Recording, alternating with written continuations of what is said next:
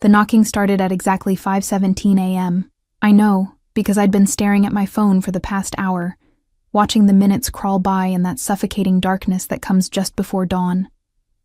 The kind of darkness that makes you feel like you're the only person awake in the entire world, drowning in bills you can't pay and decisions you can't make. The apartment was cold. It was always cold.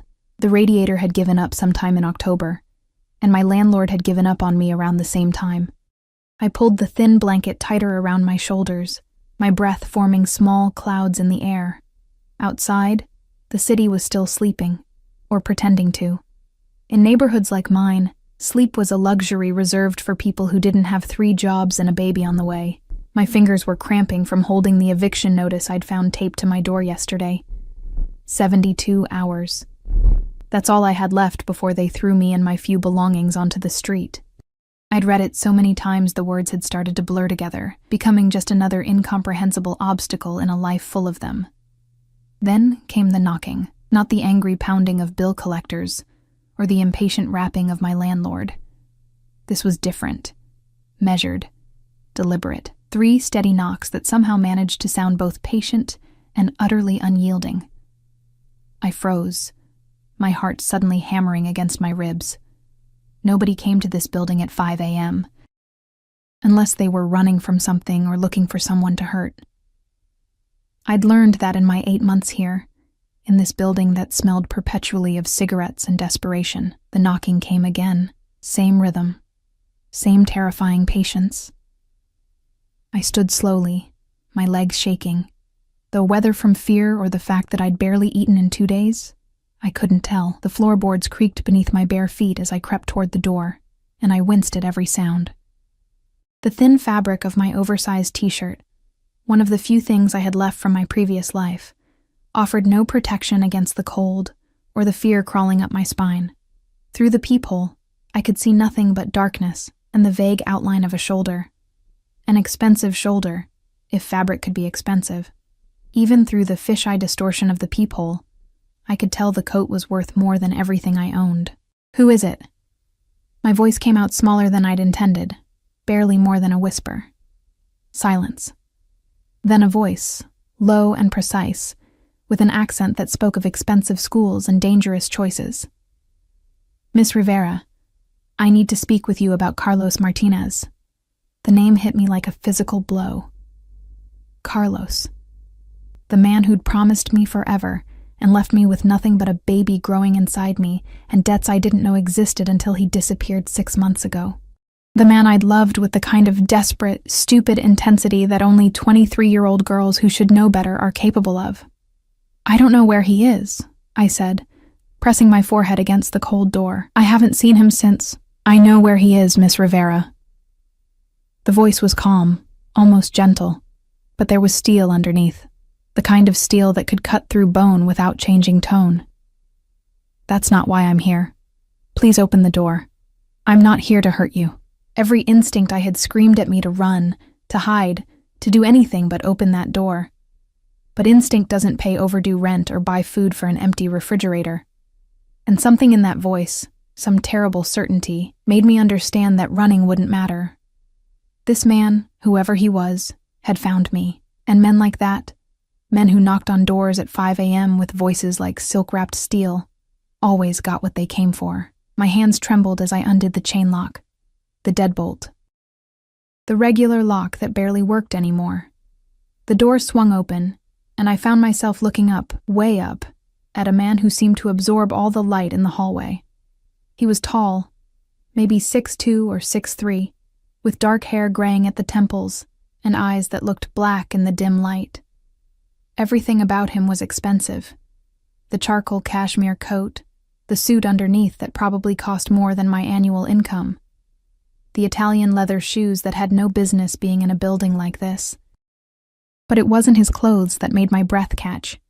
It was the way he stood, absolutely still, like a predator who'd learned long ago that he never needed to chase. Behind him, half hidden in the shadows near the stairwell, I could make out the shape of another man, bigger, broader. The kind of presence that existed purely to remind you that violence was always an option. The man at my door studied me with eyes that missed nothing. I watched them catalog everything. My bare feet on the freezing floor, the oversized shirt that hung off my increasingly thin frame, the dark circles under my eyes that no amount of concealer could hide anymore, the small swell of my belly that I instinctively tried to cover with my arms. "May I come in?" He didn't wait for an answer, just stepped forward with the kind of certainty that came from never being told no. I stumbled backward, and he closed the door behind him with a soft click that sounded like a cell door locking. The apartment, which had always felt cramped and small, suddenly felt microscopic with him in it. He seemed to take up all the space, all the air, leaving none for me. He didn't sit, even though there was a worn couch nearby. Instead, he stood in the center of my tiny living room, looking around with an expression I couldn't quite read. Not disgust exactly, but something close to it. Or maybe pity. I wasn't sure which would be worse. "You're living like this," he said finally. And it wasn't a question. Hot shame flooded through me, mixing with anger. "What do you want? If Carlos owes you money, I don't have—" "Carlos owes me considerably more than money, Miss Rivera." He turned those dark eyes on me, and I felt pinned by them, like a butterfly on a collector's board. He stole from me, $300,000 to be precise. Money that belonged to people who don't forgive debts. The number was so absurd, so impossibly large, that I almost laughed. Instead, I felt my knees go weak. I grabbed the back of a chair to steady myself. "I didn't know. I swear I didn't. I know." He pulled out his phone, not the regular kind, something sleeker, more secure looking, and showed me a photograph. Carlos, smiling at the camera, his arm around a blonde woman I'd never seen before. They were on a beach somewhere tropical, drinks in hand, looking like people without a care in the world. He's in the Maldives. He's been there for 4 months, spending my money with his actual wife. The words hit me like separate punches. Actual wife. 4 months. Maldives. I must have made some sound, because suddenly the man's hand was on my elbow, steady and warm, guiding me into the chair I'd been clutching. The gentleness of the gesture was somehow more terrifying than violence would have been. "Breathe, Miss Rivera," he said quietly, and I realized I'd stopped. "I'm not his wife," I whispered, staring at the photo. At Carlos's smile, the same one he'd given me when he said he loved me, when he promised we'd build a life together. He said he couldn't marry me yet because of his immigration status, but that we would after you gave birth to his child, perhaps. The man's voice was gentle, almost kind, which somehow made it worse. Let me guess. He told you he needed to settle his business affairs first, that his family was complicated, that he needed to keep you secret to protect you. Each word was a knife, cutting through every lie I'd told myself, every excuse I'd made. I nodded, unable to speak past the growing lump in my throat. The man crouched down so we were at eye level, and this close, I could see his eyes weren't black at all. They were a deep brown, almost amber in certain lights. There was a scar, thin and white, cutting through his left eyebrow. The faint smell of expensive cologne and something else, gun oil maybe, or just the metallic scent of danger, surrounded him. "My name is Alessandro Vittorio," he said, each syllable precise and deliberate. "And Carlos Martinez made a very serious mistake when he decided to steal from my family. Family." The word hung in the air between us, loaded with meaning I was too afraid to fully contemplate. In the silence that followed, I could hear my own heartbeat, thunderous and panicked. "I don't have his money," I said, hating how small my voice sounded. "I don't have anything. I can see that." His eyes dropped briefly to my stomach, then back to my face. "But you have something Carlos values, even if he's currently too foolish to realize it. You're carrying his child." The way he said it made it sound like a chess piece rather than a baby, a bargaining chip. "What do you want from me?" I asked, though I was terrified of the answer. Alessandro Vittorio stood, towering over me again, and pulled an envelope from his coat pocket. He placed it on the coffee table between us. Expensive paper, thick and cream-colored, the kind that promised either salvation or damnation. "Carlos destroyed something that belonged to me," he said, his voice carrying that same terrible gentleness. More than money. He betrayed a trust, broke an oath. In my world, Miss Rivera, such things require recompense. I stared at the envelope, unable to look away. What's in there? A choice. He moved toward the door, and I felt my lungs expand again, able to breathe properly for the first time since he'd entered. But he paused with his hand on the knob, turning back to look at me with an expression I couldn't read. I was married until yesterday afternoon.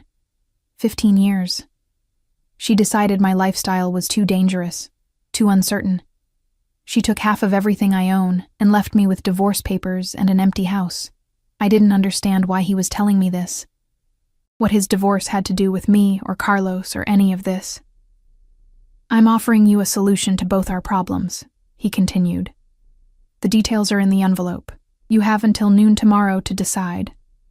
After that, he shrugged, the gesture somehow more threatening than any explicit threat could be.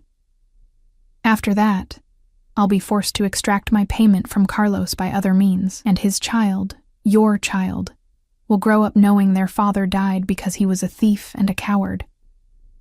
Wait. I started to stand, but my legs wouldn't cooperate. He opened the door, and I could see the other man still waiting in the hallway, patient as a statue. Read the proposal, Miss Rivera. Consider it carefully. I'll return tomorrow at noon for your answer. Then he was gone, leaving only the faint scent of his cologne and the envelope on my coffee table, glowing white in the growing dawn light like a promise or a curse. My hands shook as I reached for it, broke the wax seal, an actual wax seal, dark red with an embossed V, and pulled out the papers inside. The words swam before my eyes at first, too shocking to fully comprehend, but slowly, horribly, they began to make sense. A marriage contract, 1 year, complete financial security in exchange for becoming Alessandro Vittorio's wife. His public wife, his visible wife, the one who would accompany him to events and live in his home and help him maintain the image of stability his business required. And at the bottom, in that same precise handwriting I'd seen on the envelope, your child will want for nothing. Neither will you. All I ask is your time and your discretion. The sun was starting to rise outside my window, painting the sky in shades of pink and gold that seemed obscene given what had just happened. I sat in my freezing apartment, holding a contract that promised to solve every one of my problems, and realized that I'd just met the most dangerous man I'd ever encounter, and he'd left me no real choice at all. I didn't sleep. How could I? The envelope sat on my coffee table like a living thing, pulsing with possibility and threat in equal measure. Every time I closed my eyes, I saw Alessandro Vittorio's face, that careful neutrality that somehow communicated more than any expression could. The way his eyes had lingered on my stomach, calculating, assessing. By the time the sun fully rose, I'd read the contract so many times I could recite it. The terms were simultaneously generous and terrifying. 1 year as his wife, public appearances as needed, residence in his home, complete financial support, not just for me, but for the baby. Medical care, education, a trust fund that would ensure my child never knew poverty the way I had, and in exchange, my freedom, my autonomy. 12 months of my life belonging to a man who operated in shadows and spoke of recompense like it was a normal thing to extract from human beings. There was a section about discretion that made my blood run cold. I would not discuss his business. I would not ask questions about his associates. I would not contact law enforcement under any circumstances. Violation of these terms would result in immediate termination of the agreement and forfeiture of all benefits. I wondered what termination meant in Alessandro Vittorio's world.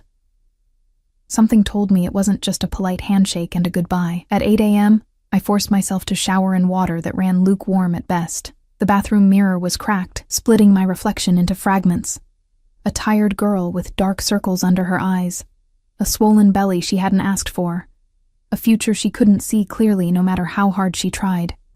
I dressed in my only decent outfit, black pants that were getting tight around the waist, and a cream-colored blouse I'd bought for job interviews that never went anywhere. My hands trembled as I buttoned it, and I had to start over twice. I needed to think. I needed advice. But who could I possibly ask? My mother had died when I was 19, and my father had made it clear that getting pregnant by a man who disappeared made me foolish and unworthy of his help. My friends, the few I'd had drifted away when Carlos isolated me, convincing me that we only needed each other. So I did what I always did when the walls of my apartment became too suffocating. I went to the diner. Rosie's Diner was a 24-hour institution 3 blocks from my building, the kind of place where the coffee was always hot and nobody asked questions about why you were sitting alone at a booth for hours with a single cup you couldn't afford to refill. I'd worked there briefly, before my morning sickness got so bad they'd had to let me go. The bell above the door chimed as I entered, and the familiar smell of grease and coffee wrapped around me like a blanket. It was early enough that the place was nearly empty. Just a couple of truck drivers at the counter, and old Mr. Chen in his usual corner booth, reading a Chinese newspaper. Mija! Rosie herself appeared from the kitchen, her round face breaking into a smile that dimmed when she got a good look at me. You look terrible. Sit. I'll bring you something. I slid into a booth by the window, the cracked vinyl familiar against my legs. Outside, the city was waking up properly now.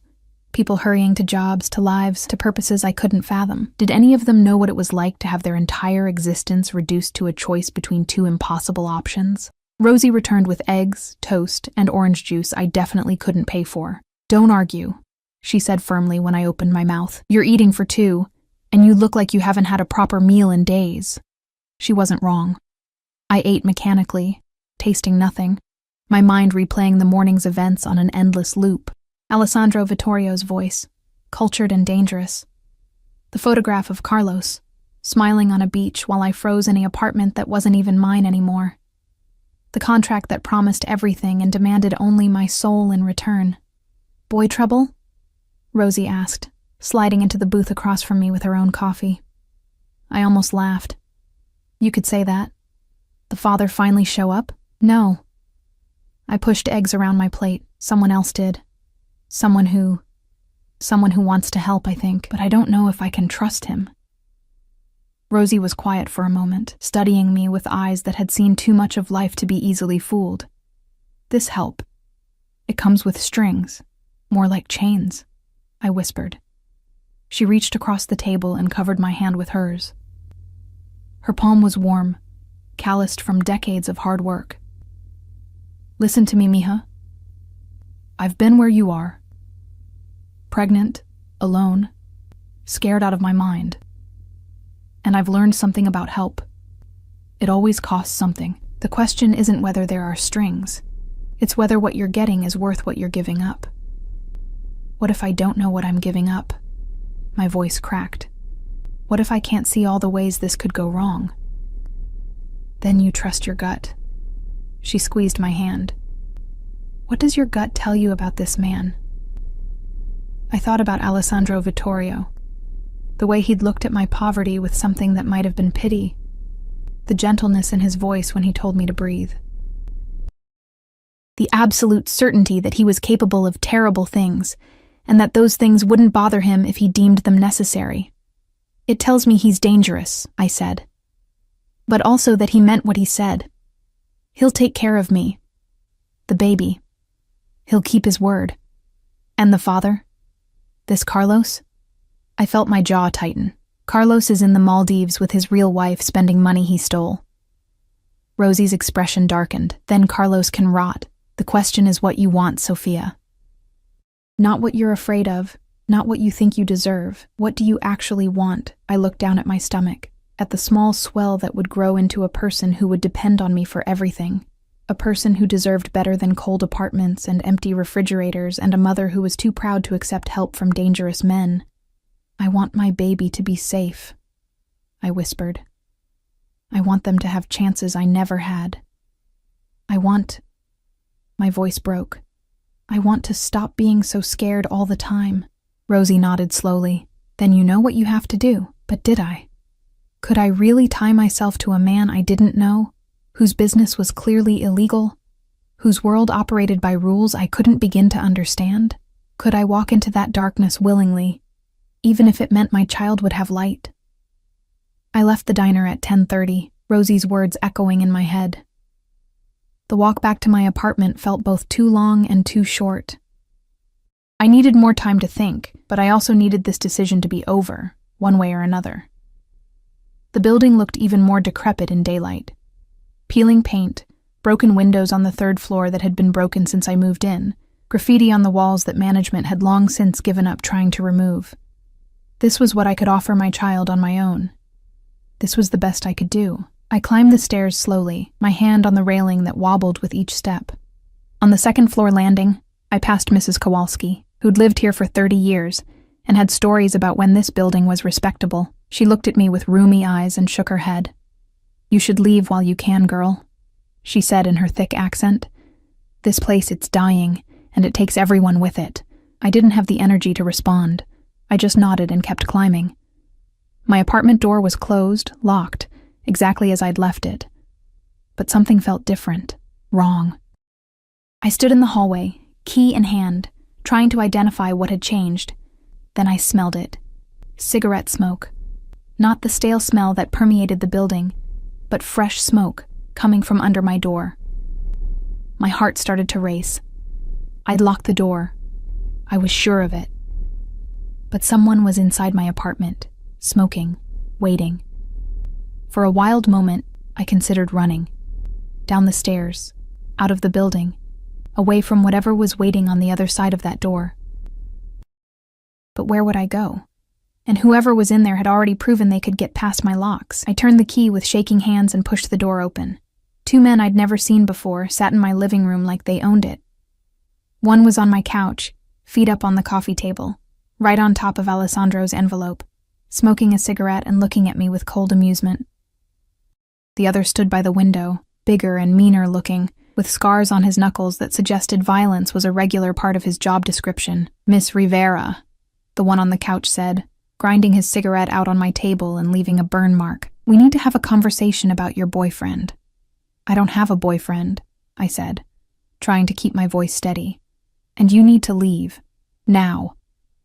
The bigger one laughed, a sound like grinding metal. "We'll leave when we're ready. See, Carlos Martinez owes our boss money, a lot of money, and we've been looking for him for 6 months. Imagine our surprise when we find out he's got a pregnant girlfriend living in a shithole in Queens." "I don't know where he is," I said, backing toward the still open door. "I haven't seen him." "We know," the one on the couch interrupted. He stood, and I could see he was wearing a shoulder holster, the gun inside it clearly visible. "We know you're just the stupid girl he knocked up and abandoned, but see, here's the thing. You're still useful to us." The bigger one moved toward the door, cutting off my escape route. My breath caught in my throat. "We're going to make a video," the smoker continued, pulling out his phone. "You're going to cry real pretty and beg Carlos to come back and make things right. You're going to tell him that if he doesn't return our money, we're going to hurt you and that baby you're carrying. And then we're going to send that video to every contact Carlos ever had until he shows his face." "No." The word came out stronger than I felt. "No, I won't do that." The bigger one grabbed my arm, his grip bruising, and shoved me toward the couch. I stumbled, barely catching myself on the armrest. Pain shot through my wrist. "You don't have a choice, sweetheart," the smoker said, raising his phone. "Now, let's see some tears." The door, which I'd left open in my panic, swung wider. Alessandro Vittorio stood in the doorway, and the temperature in the room seemed to drop 10 degrees. He wasn't alone. The man I'd seen in the hallway this morning was with him, along with 2 others, all wearing the same dark suits, all radiating the same barely contained violence. But it was Alessandro who commanded the room. He stood absolutely still, his eyes moving from the burn mark on my table to the man with the phone to the bigger one's hand still gripping my arm. "Let her go," he said quietly. Too quietly. The smoker's face had gone pale. "Mr. Vittorio, we didn't know. Let her go." Each word was precisely enunciated, carrying a weight that made the bigger man release my arm immediately. I stumbled away from both of them, toward Alessandro, though I didn't consciously decide to move. "We were just," the smoker started. "You were just leaving." Alessandro's voice remained calm, conversational even. "And you're going to tell Victor Kozlov that Sofia Rivera is under my protection now, that any attempt to contact her, threaten her, or use her in his ridiculous schemes will be considered a declaration of war. Are we clear? The two men practically fell over each other getting to the door. The bigger one paused just long enough to mutter, "Yes, Mr. Vittorio, crystal clear." Then they were gone, and the apartment was silent except for my ragged breathing. Alessandro crossed the room to me in 3 strides. His hands, warm, steady, cupped my face, tilting it up so he could examine me. "Did they hurt you?" I shook my head, not trusting my voice. His thumb brushed across my cheek, and I realized I was crying. When had I started crying? "Your wrist," he said, his voice tight. "Let me see." I held out my arm, and he examined it with gentle precision, his fingers probing carefully. "Bruised, not broken," he said. Then he looked up at me, and something in his eyes made my breath catch. "This is what your life will look like if you refuse my offer, Sofia. Men like Kozlov, men like Carlos's other creditors, they'll keep coming. They'll use you until there's nothing left to use. Is that what you want?" "No," I whispered. "Then marry me." It wasn't a question. It wasn't even really a demand.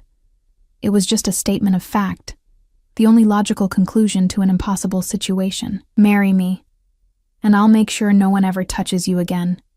You and your child will be untouchable, protected, safe." I looked around my apartment, at the burn mark on my table, at the door that didn't keep anyone out, at the eviction notice still sitting where I'd left it. Then I looked at Alessandro Vittorio, at this dangerous, powerful man who'd somehow appointed himself my protector. "Okay," I heard myself say. "Yes, I'll marry you." Something shifted in his expression. Relief, maybe, or satisfaction. "Good," he said softly. "Pack whatever you want to keep. You're leaving with me. Now." "Now?" I looked around wildly. "But I thought, noon, you said—" "That was before Kozlov's men broke into your home and threatened you." His voice hardened. "You're not spending another second in this place. Marco," he gestured to one of the men who'd come with him, "will help you pack. 10 minutes. Whatever doesn't fit, we'll replace." It should have felt like I was being kidnapped. Rushed, pressured, given no real choice, but instead, as I threw my few belongings into the same duffel bag I'd brought when I first moved in, I felt something I hadn't felt in months. Hope. Maybe it was foolish. Maybe I was trading one cage for another. But at least this cage came with protection, with safety, with a man who'd looked at my bruised wrist and gotten an expression in his eyes that promised retribution. I was closing the duffel when Alessandro appeared in my doorway, holding something. The envelope. The contract. "You'll need to sign this," he said. "My lawyer will witness it." I took the pen he offered and signed my name, Sofia Maria Rivera, on the line indicated. My handwriting looked shaky, uncertain. His, when he signed on the second line, was bold and confident. Mr. and Mrs. Alessandro Vittorio. God help me. The car waiting downstairs was nothing like I'd imagined a car could be. Sleek, black, with windows so darkly tinted I couldn't see inside until Marco opened the door for me. The interior smelled of leather and luxury, and when I slid across the seat, real leather, butter-soft and warm, I felt like I'd entered another dimension entirely. Alessandro settled in beside me, maintaining a careful distance that somehow felt more intimate than if he'd sat close. He pulled out one of his phones. I counted 3 different devices in his coat pocket, and began typing rapidly, his fingers moving with practiced efficiency. "Where are we going?" I asked, my voice sounding too loud in the quiet cabin. "My home," he said, without looking up. "Well, one of them. The penthouse in Manhattan. It's the most secure. Most secure. As if security was something measured in degrees, something you could quantify and optimize. I supposed in his world it was. The car glided through Queens, leaving behind the broken sidewalks and struggling bodegas that had been my entire universe for months. We crossed into Manhattan, and the city transformed. Gleaming towers reached toward a sky that seemed bluer here, cleaner. People on these streets walked with purpose and confidence, their clothes expensive, their problems probably very different from mine. I pressed my hand against my stomach, feeling the slight flutter that had become familiar over the past few weeks. "Hey, baby," I whispered, too quietly for Alessandro to hear. "I hope I'm doing the right thing. I hope you'll forgive me if I'm not." The car pulled up to a building that looked like it belonged in a magazine. All glass and steel, with a doorman in an actual uniform who snapped to attention when he saw our vehicle. Marco opened my door, and I stepped out onto a sidewalk so clean it looked freshly washed. "Mr. Vittorio," the doorman said, his tone deferential. "Welcome home, sir." Alessandro's hand found the small of my back, guiding me forward. The touch was light, impersonal, but it sent electricity shooting up my spine anyway. "This is my wife, Sophia," he said, and I heard heads turn in the lobby. "She's to have full access to the building. Her word is my word." Wife. The word hung in the air, impossible and real all at once. The lobby was all marble and modern art, with a security desk manned by 2 men who watched us with sharp, assessing eyes. Not regular security guards. These men had the same careful stillness as Marco, the same awareness that spoke of violence held carefully in check. The elevator was private, requiring a key card that Alessandro produced from his wallet. We rode up in silence, just the 2 of us now, Marco having stayed behind in the lobby. The numbers climbed, 20, 30, 40. Higher than I'd ever been in my life. The doors opened directly into an apartment that made my breath catch. Floor-to-ceiling windows overlooked Central Park, the trees just beginning to show their autumn colors. The space was enormous, all clean lines and expensive furniture. Art on the walls that I suspected was original. Everything was in shades of cream and gray and black, sophisticated and intimidating in equal measure. "The master bedroom is through there," Alessandro said, pointing to a hallway on the left. "You'll have your own bathroom, walk-in closet. There's also a guest room being converted into a nursery. I had my assistant start the process this morning. This morning." He'd been so confident I would say yes that he'd started preparing before I'd even signed the contract. "I took the liberty of having some clothes delivered," he continued, walking toward the kitchen. A massive space with appliances I didn't recognize. "They're in the closet. If anything doesn't fit or isn't to your taste, we'll replace it. You bought me clothes." The words came out strangled. "How did you even know my size?" He gave me a look that suggested the question was naive. "I know everything about you, Sophia. Your dress size, your shoe size, your medical history, your bank account balance, or lack thereof. I don't make decisions without information." The casual invasion of my privacy should have made me angry. Instead, I just felt tired. "Of course you do." Something in my tone made him pause. He set down the phone he'd been about to check and actually looked at me. Really looked at me, for the first time since we'd entered the apartment. "You're exhausted," he said. And it wasn't a question. "When did you last sleep?" "I don't know. Yesterday? The day before?" Time had become fluid, meaningless. He moved toward me, and I instinctively stepped back. He stopped immediately, holding up his hands in a gesture of peace. "I'm not going to hurt you, Sophia. I need you to understand that, whatever else I am, whatever you've heard or will hear about me, I don't hurt women. I don't hurt children. Those are lines I don't cross. You hurt people, though." I wasn't sure why I said it, why I was poking at this dangerous man. Maybe I needed to know exactly what I'd gotten myself into. "Yes," he said simply. "I hurt people who deserve it, people who steal from me, betray me, threaten what's mine.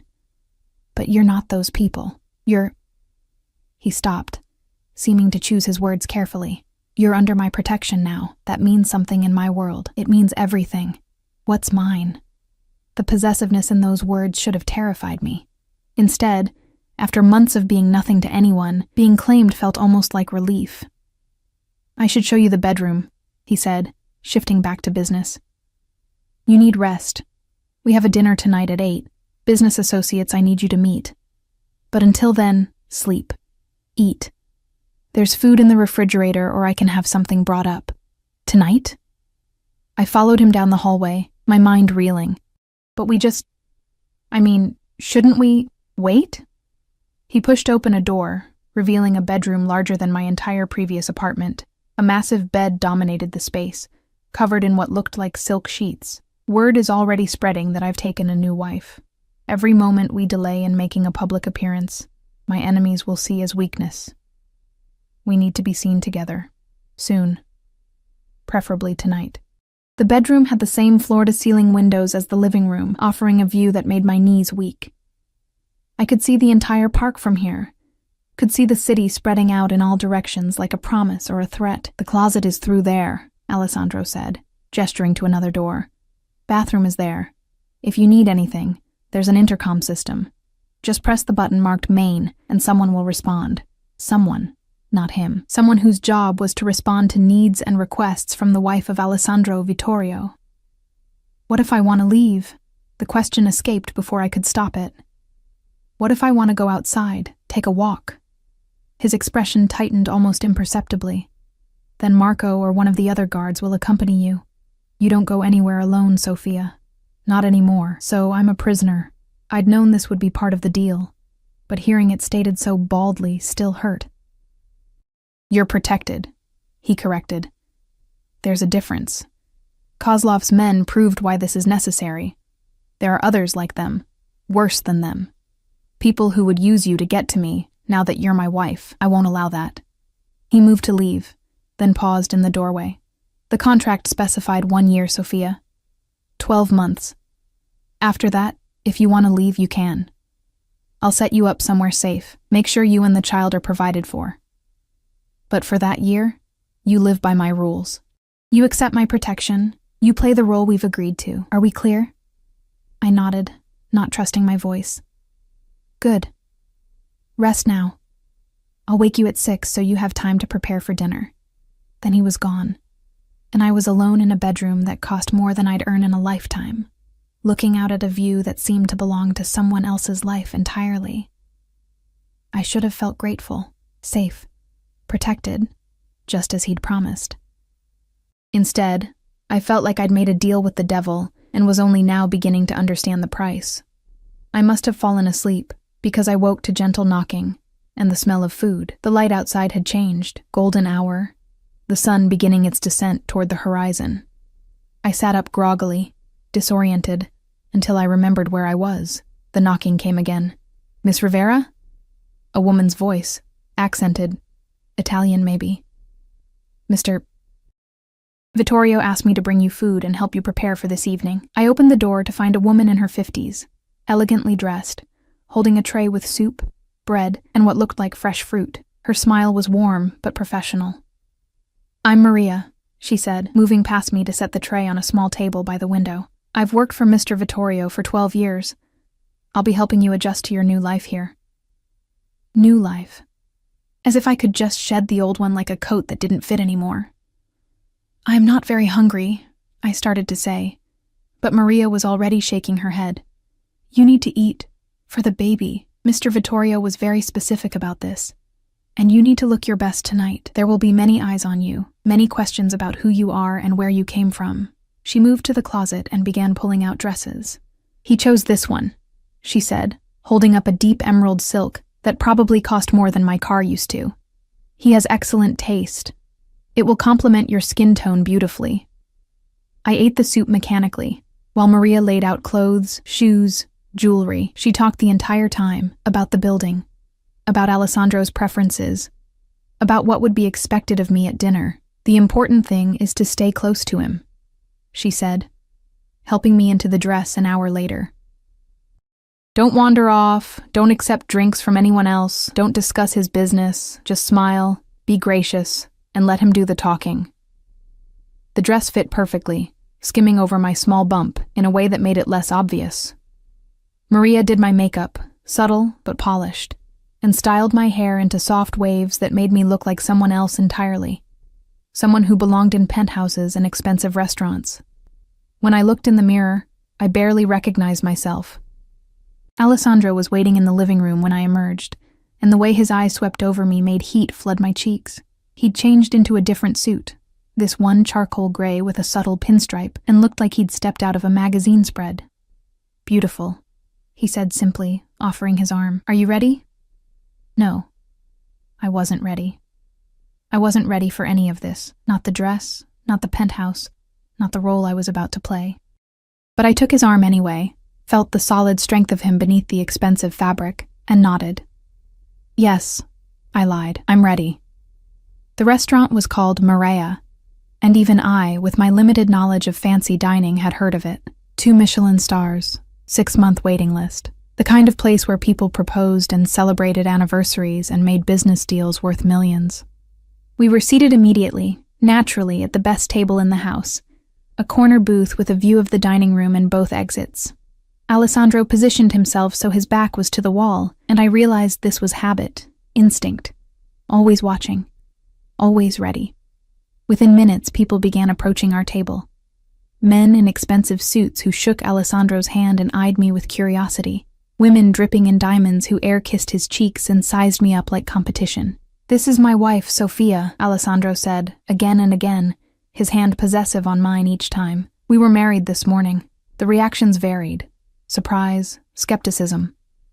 In a few cases, barely concealed hostility. But no one dared question him directly. They just smiled their practiced smiles and offered their congratulations and retreated to their own tables where I could feel them watching, whispering. "Breathe," Alessandro murmured in my ear during a brief moment alone. "You're doing well."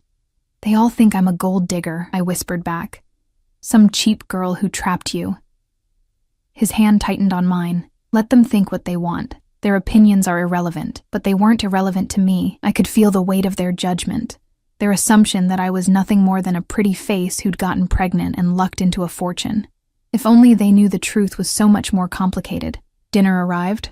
I'd let Alessandro order for me, too overwhelmed to make decisions.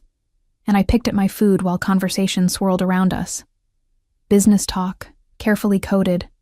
References to shipments and territories and arrangements that sounded legitimate until you paid attention to what wasn't being said. I was finishing my second glass of water when a woman approached our table, late 30s, stunning in a way that took effort and money, wearing a dress that probably cost more than a car.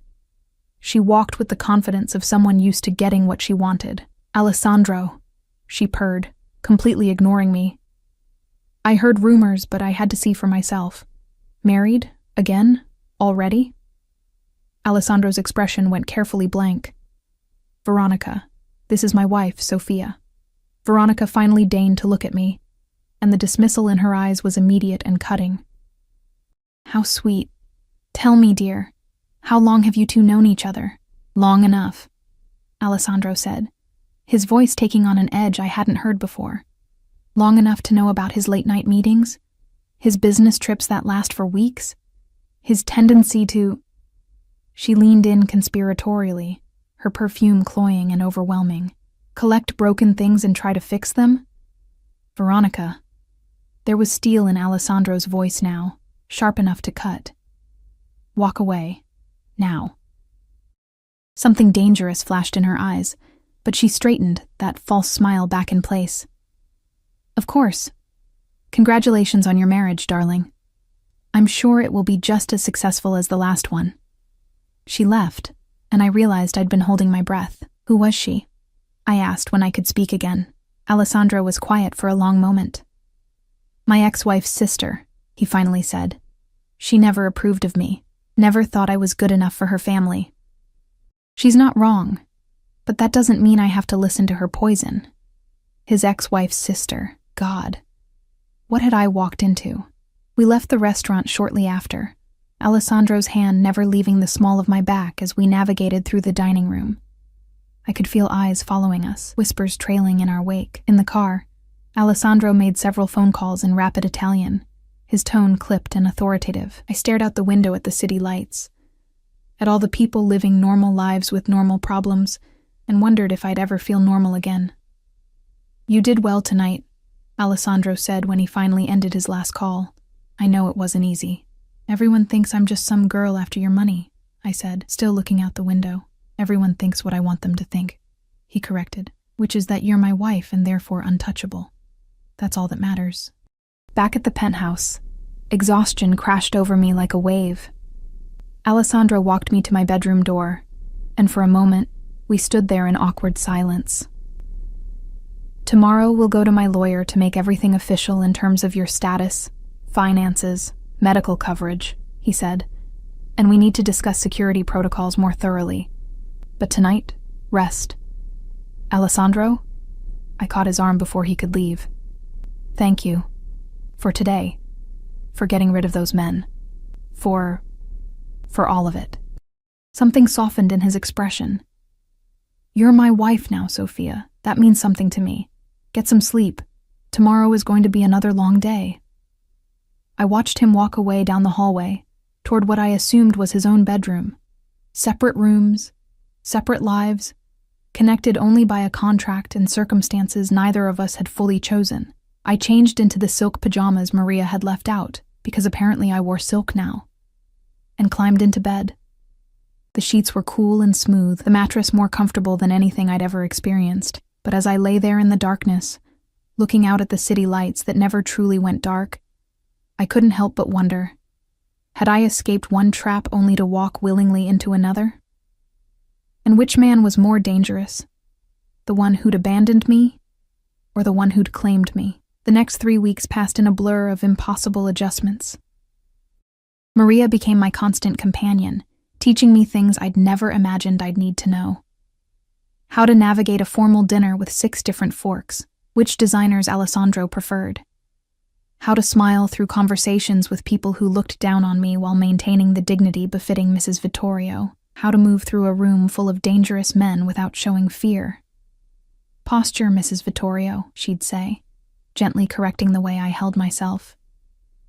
You represent him now. Every gesture, every word, it all reflects on Mr. Vittorio. The pressure was suffocating, but slowly, impossibly, I began to adapt. Alessandro was gone most days, leaving before I woke and returning after I'd gone to bed. Our interactions were brief, professional. He'd ask about my doctor's appointments. He'd arrange for me to see the best obstetrician in Manhattan, naturally. He'd inquire if I needed anything. He'd remind me of upcoming events where my presence was required.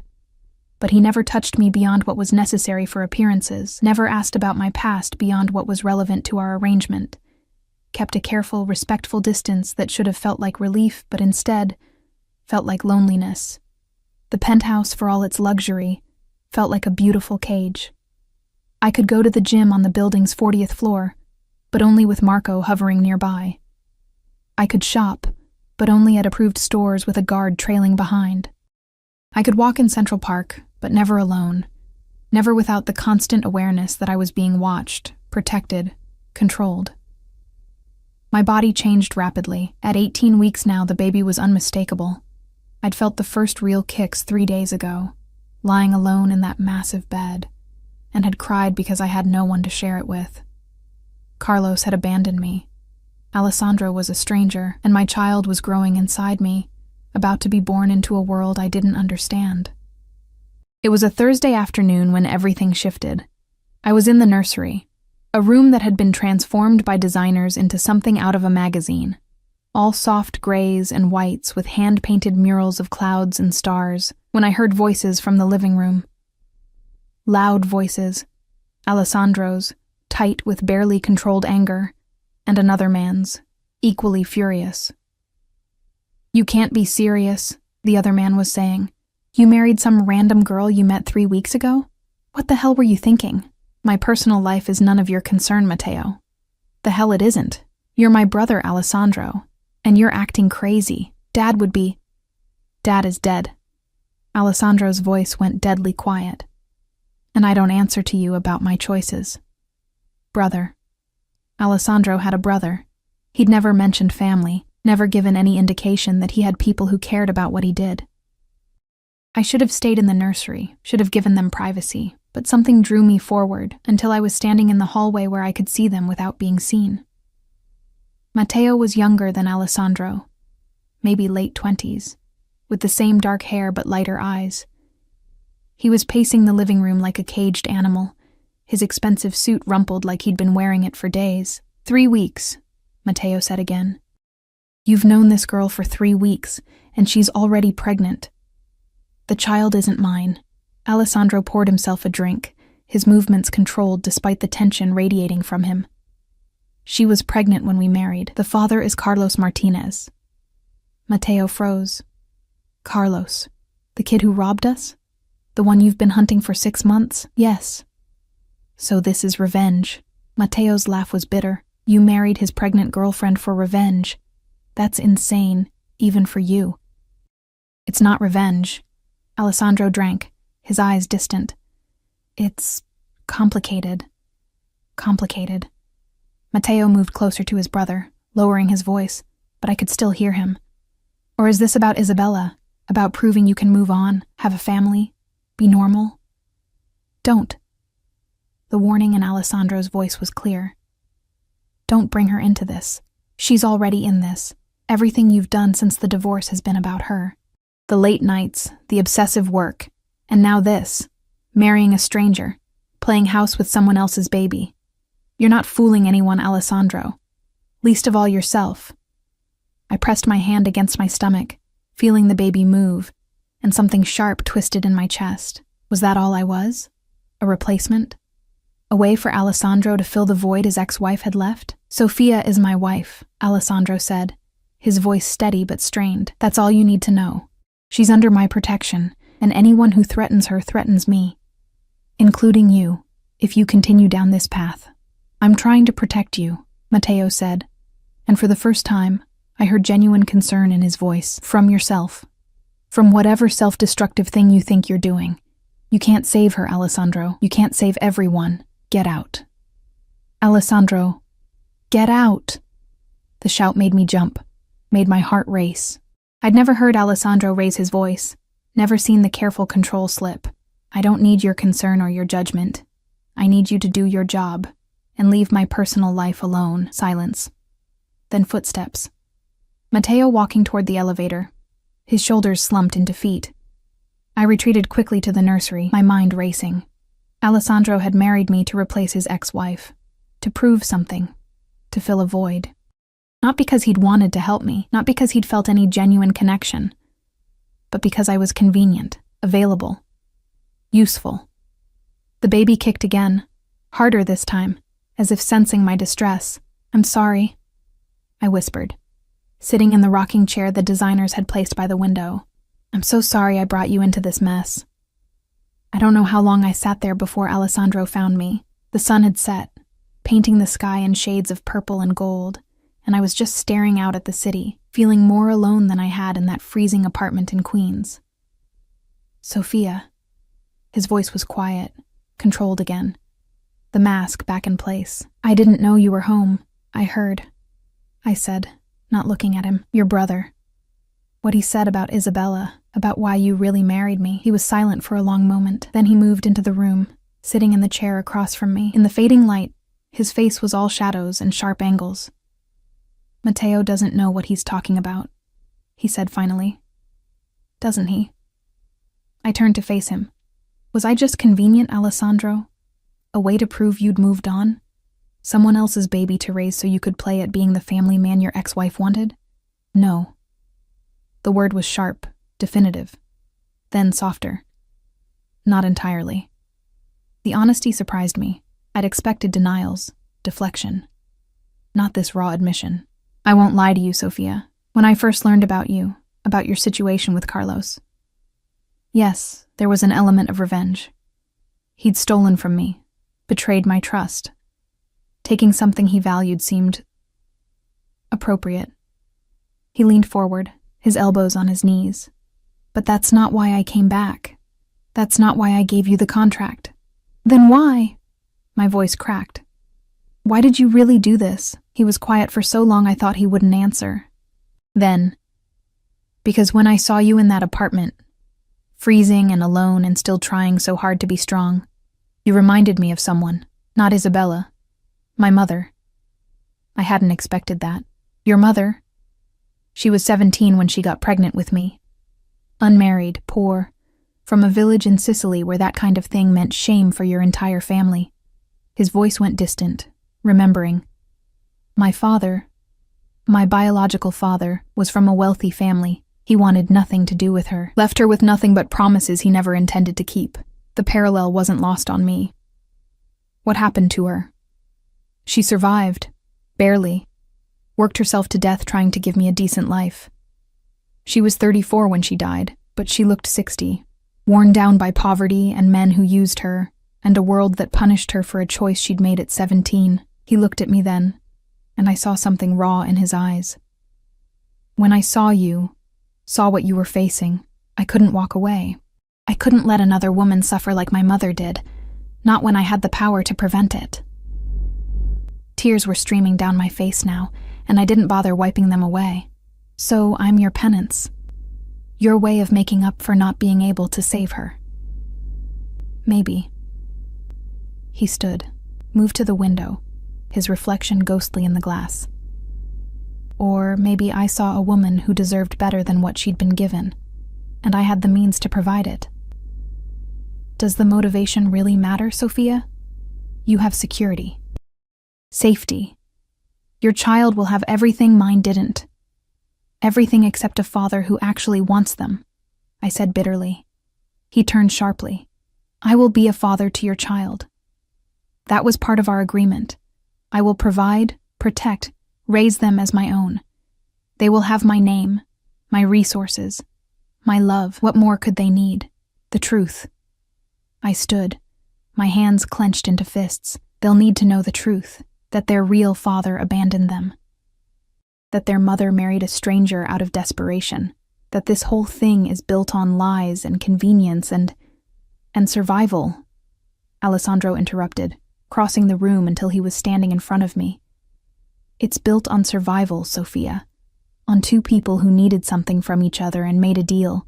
There's no shame in that, isn't there? I looked up at him. This man I'd tied my life to, this stranger I was supposed to trust with my child's future. Don't you ever wish it could be different? Real? Something flickered across his face. Longing, maybe, or regret. Every day, he said quietly. I wish every day that I could be normal.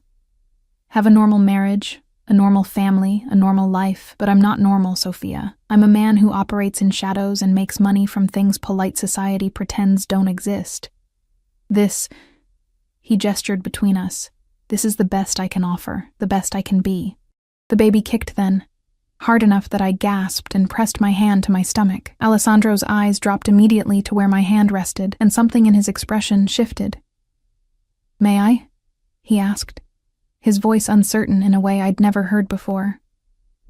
I nodded, and he placed his hand next to mine, large and warm against the silk of my dress. We stood like that for a long moment, waiting. Then the baby kicked again, right against his palm, and I watched wonder bloom across his face.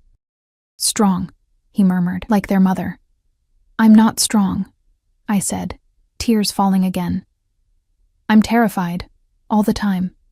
I don't know how to be your wife, how to raise a baby in this world, how to... Sophia. He cupped my face with his free hand, forcing me to look at him.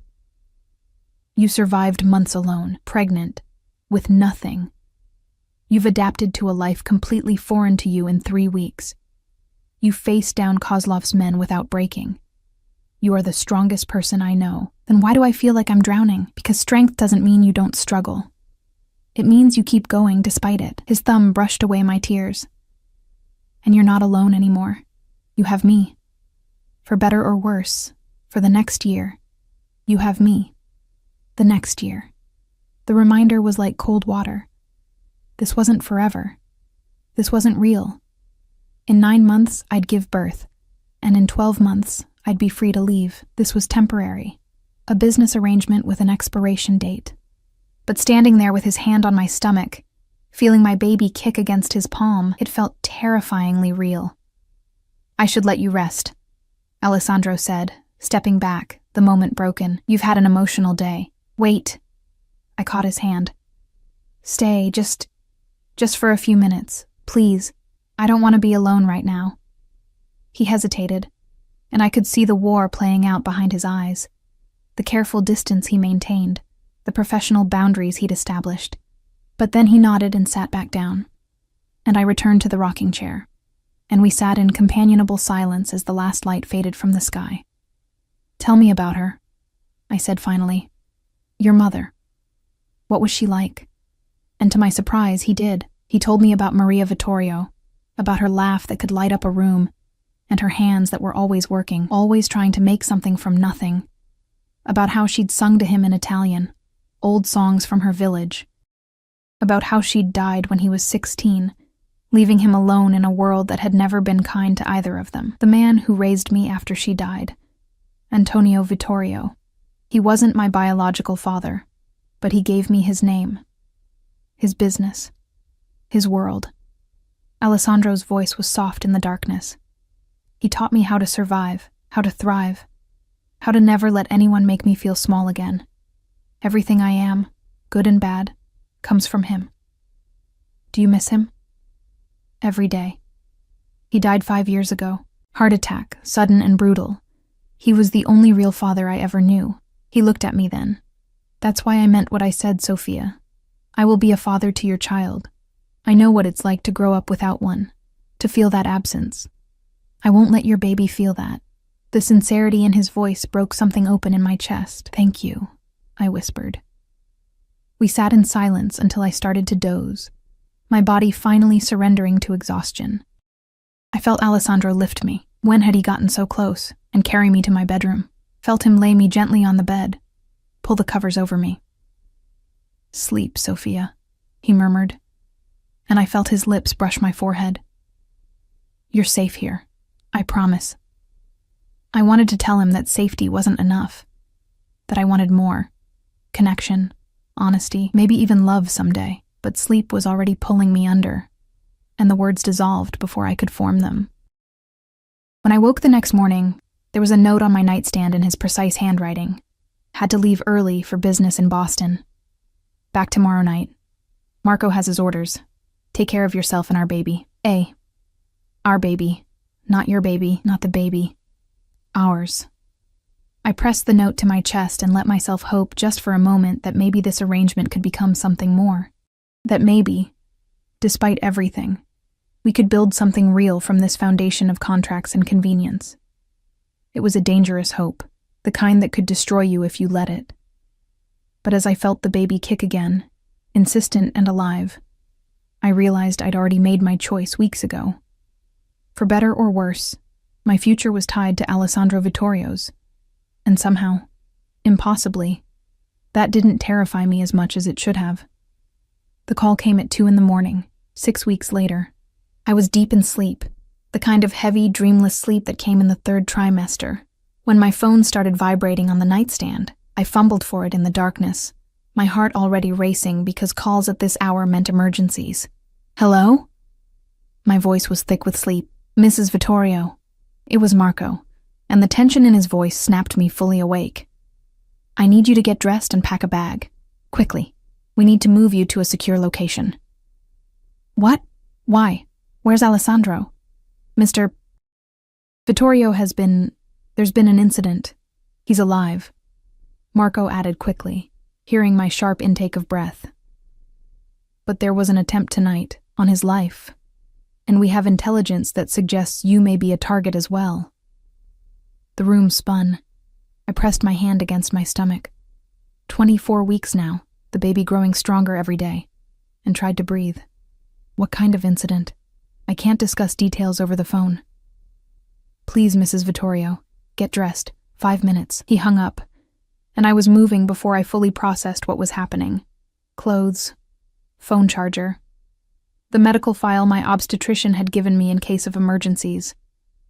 My hands were shaking so badly I could barely zip the bag. Marco was at my door in exactly 5 minutes, along with 3 other guards I recognized from the building. Their faces were grim, professional, and that scared me more than anything. Where is he? I demanded as they hustled me toward the private elevator. I want to see Alessandro. He's at a secure facility receiving medical attention, Marco said, his hand firm on my elbow as we descended. He gave explicit orders that you were to be protected first. That's what we're doing. The car was different this time, an SUV with bulletproof glass and a driver who drove like he was fleeing a war zone. We tore through the empty streets of Manhattan, and I watched the city I'd come to know blur past, my heart hammering against my ribs. They took me to a building in Brooklyn, nondescript and industrial looking from the outside. But inside, it was surprisingly comfortable. A safe house, Marco explained, one of several Alessandro maintained throughout the city. "You'll stay here until Mr. Vittorio gives the all clear," Marco said, doing a sweep of the rooms with practiced efficiency. "There's food in the kitchen, secure phone lines. Don't go near the windows. Don't open the door for anyone except me or someone with the correct passphrase."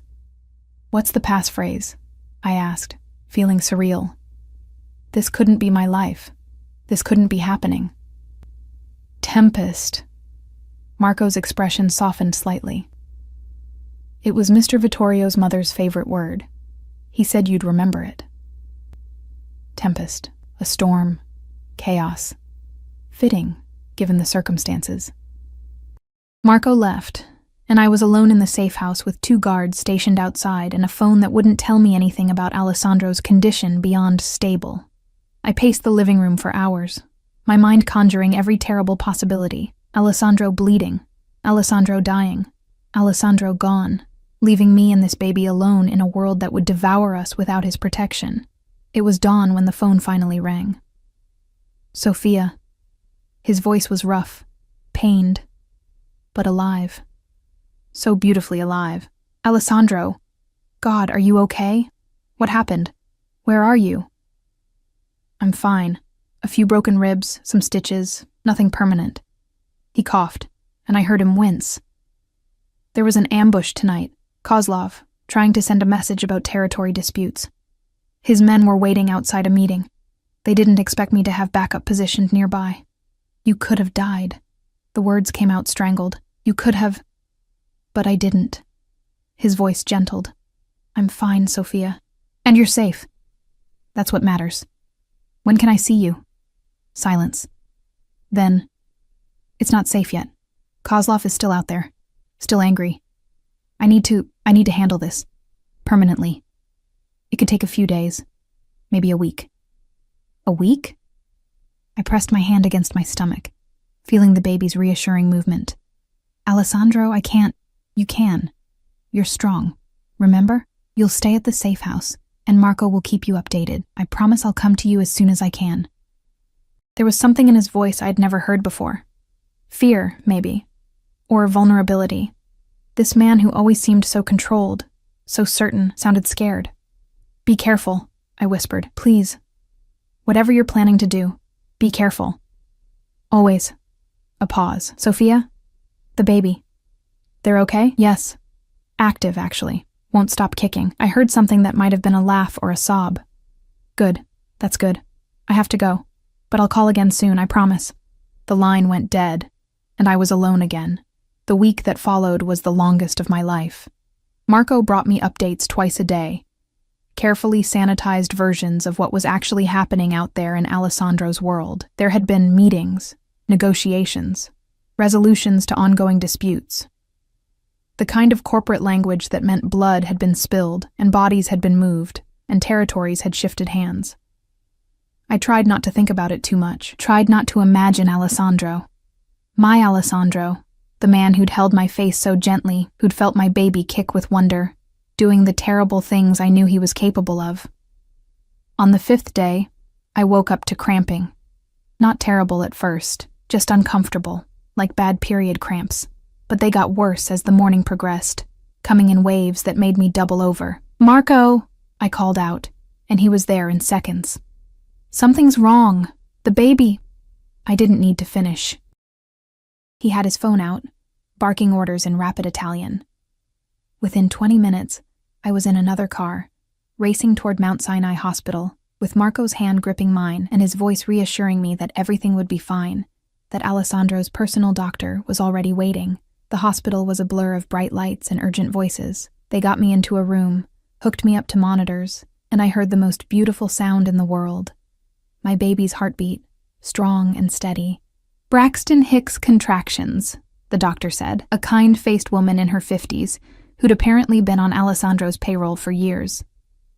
"False labor, common in the 3rd trimester, especially under stress, but we want to monitor you for a few hours to be safe."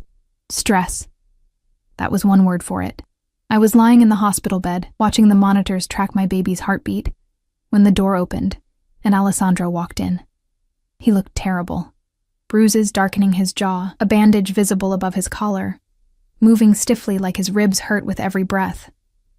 But his eyes, when they found mine, were filled with such raw relief that I started crying. "You're supposed to be handling things," I said through my tears. "Staying away until it's safe." "Fuck safe." He crossed the room and pulled me into his arms, careful of the monitors and IV lines. "Marco called. Said you were in the hospital. Nothing else mattered." I buried my face in his chest, breathing in his scent, cologne and antiseptic and something uniquely him. "I'm okay. The baby's okay. It was just false labor. Just." His arms tightened around me. "You scared 10 years off my life, Sophia." "Good. Now you know how I felt when Marco told me you'd been shot at." He pulled back enough to look at me, and I saw something shift in his expression. Something that looked like understanding. "You were worried about me." "Of course I was worried." I hit his chest lightly, mindful of his injuries. "You idiot. You could have died, and I would have been left here alone with our baby and—" I stopped, realizing what I'd said. "I mean, my baby. The baby. Not our baby," Alessandro said firmly. "You said it right the first time. Our baby, Sophia. Mine and yours. Not biologically, maybe, but in every way that matters." The tears came harder now, and I couldn't stop them. "I don't want this to be just business anymore. I don't want to count down the days until the contract ends. I took a shaky breath. "I want this to be real. I want us to be real."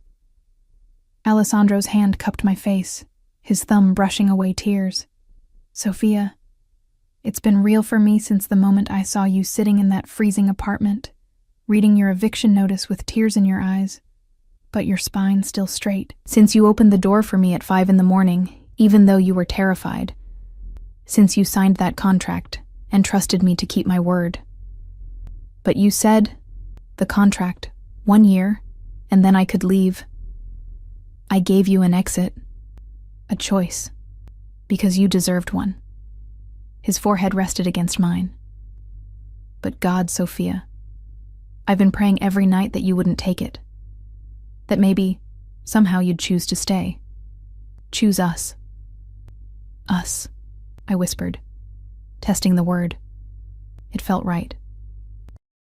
It felt like coming home. "I love you." The words came out rough, unpracticed, like he'd never said them before and wasn't sure how they'd be received. "I know I have no right to. I know this started as business and convenience and maybe a little revenge, but somewhere along the way, you became everything. You and this baby. You're my family, my real family, and I will spend the rest of my life protecting you, providing for you, loving you, if you'll let me." I kissed him, pulled him down to me despite the monitors and the hospital bed and the doctor who was probably still outside. Kissed him like I'd been wanting to for weeks, like he was oxygen, and I'd been drowning. When we finally broke apart, we were both breathing hard. "I love you too," I said. "I think I have for a while. I was just too scared to admit it. Too scared that it wasn't real, that I was just convenient, that—" "You were never convenient," he interrupted. "You were terrifying. You made me feel things I'd locked away after my divorce. You made me hope for things I'd given up on. You made me want to be better, to be the man my mother would have been proud of." The baby kicked then, hard enough that Alessandro felt it against his chest. He looked down in wonder, his hand moving to my stomach. "They know your voice," I said softly. "They always move when you're around." "Smart baby." He smiled, and it transformed his face, made him look younger, lighter. "Takes after their mother. What happens now?" I asked, reality creeping back in. "With Kozlov? With all the danger?" Alessandro's expression hardened slightly.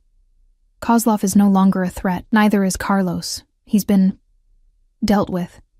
The money has been recovered, and certain messages have been sent to anyone else who might consider challenging us. You're safe now, Sophia. Truly safe."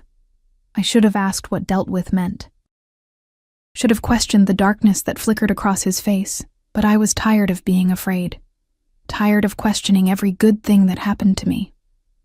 "Okay," I said simply. "I trust you. Even knowing what I am, what I do. I know you're dangerous. I know you operate in a world I don't fully understand and maybe never will. But I also know you kept every promise you made to me. You protected me.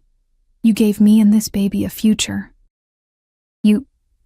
My voice cracked.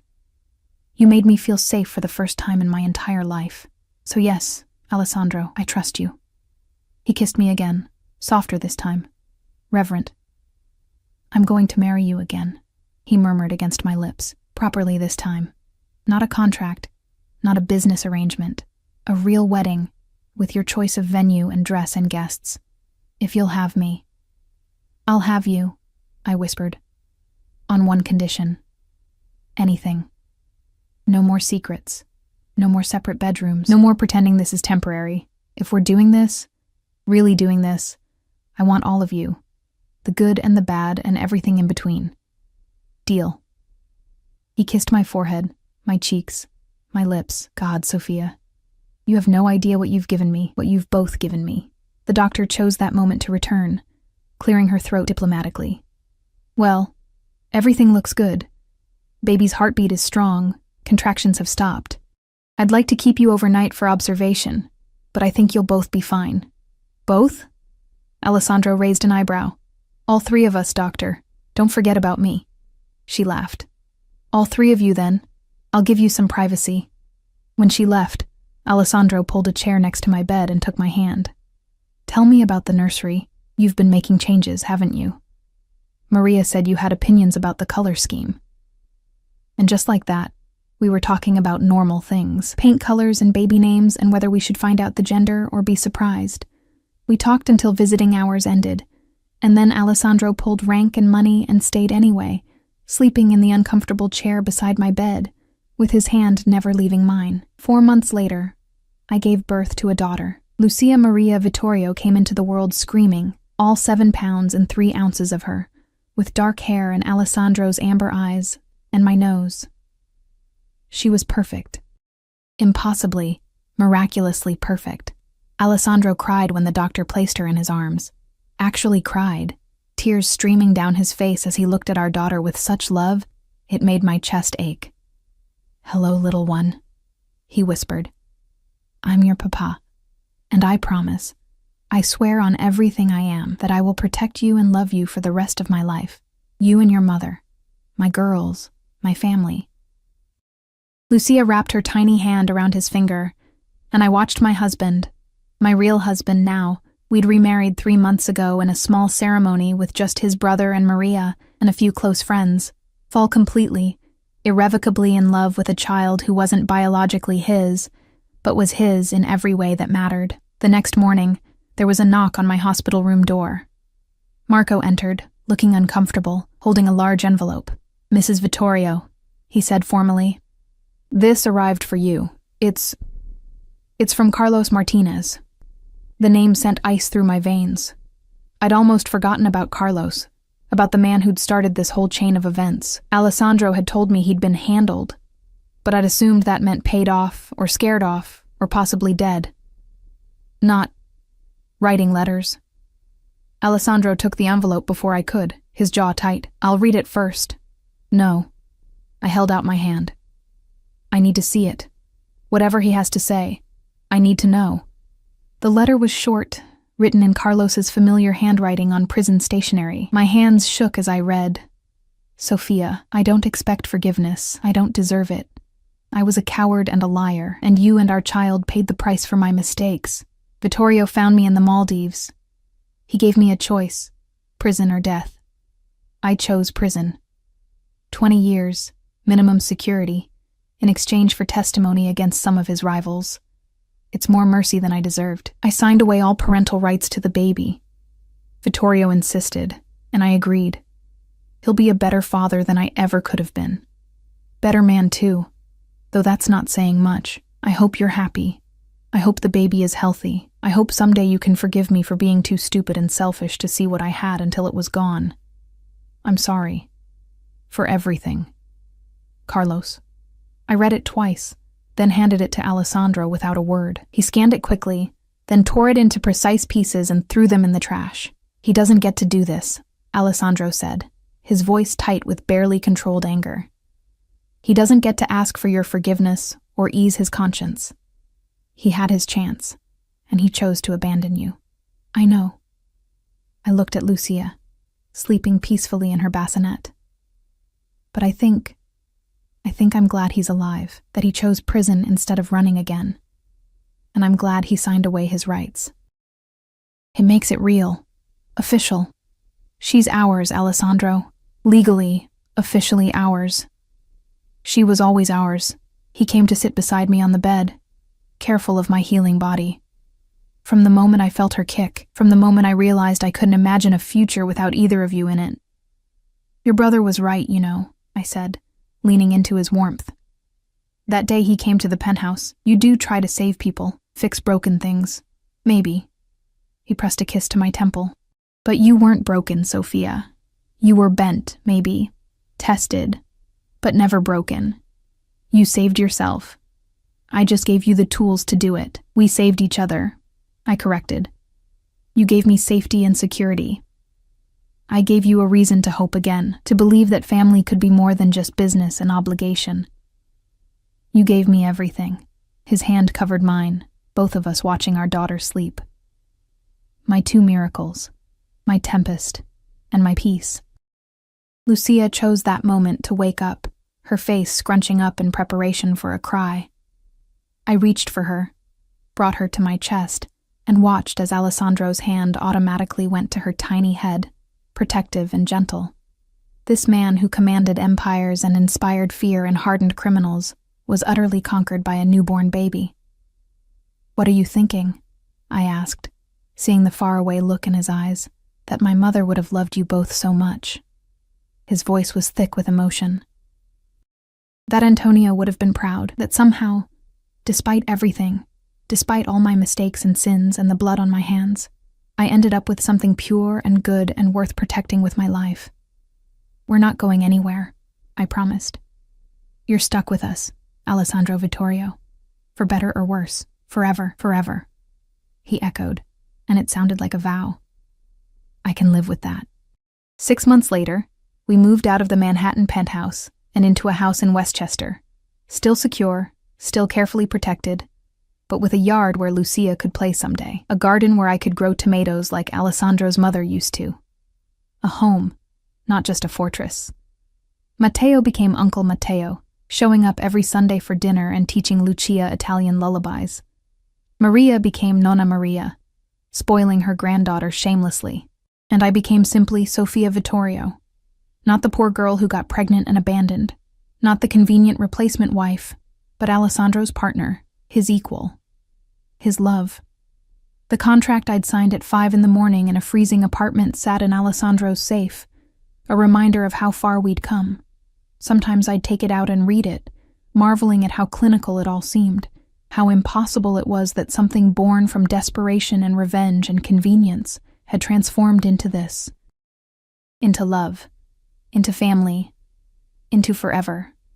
On our first anniversary, the real one, from our second wedding, Alessandro woke me before dawn, not with a knock on the door this time, but with his lips on mine and our daughter babbling happily in her crib nearby. "What are you doing?" I mumbled, still half asleep. "It's 5 a.m, he said, his eyes warm with humor and love. "1 year ago, I knocked on your door at this time and changed both our lives. I thought we should celebrate by waking me up at an ungodly hour. By reminding you that every impossible thing that's happened since started with a choice you made, a brave choice, a choice to trust a stranger and take a leap of faith." He pulled me into his arms. "Thank you, Sophia, for opening that door, for signing that contract, for giving me a chance to prove that even men like me can be redeemed by love." I kissed him, tasting coffee and forever on his lips. "Thank you for knocking, for offering me a way out of the darkness, for keeping every promise you made." Lucia started crying, demanding attention, and we both laughed. Alessandro got up to get her, and I watched as he scooped her up, whispering to her in Italian, promising her the world. This was my life now, our life. Built on impossible foundations, yes, started with a contract and desperation and fear, but transformed by choice, by effort, by the decision we made every day to choose each other. The knock at 5 a.m. had turned my life upside down. just like Alessandro promised it would. But I wouldn't change a single moment of it, not one.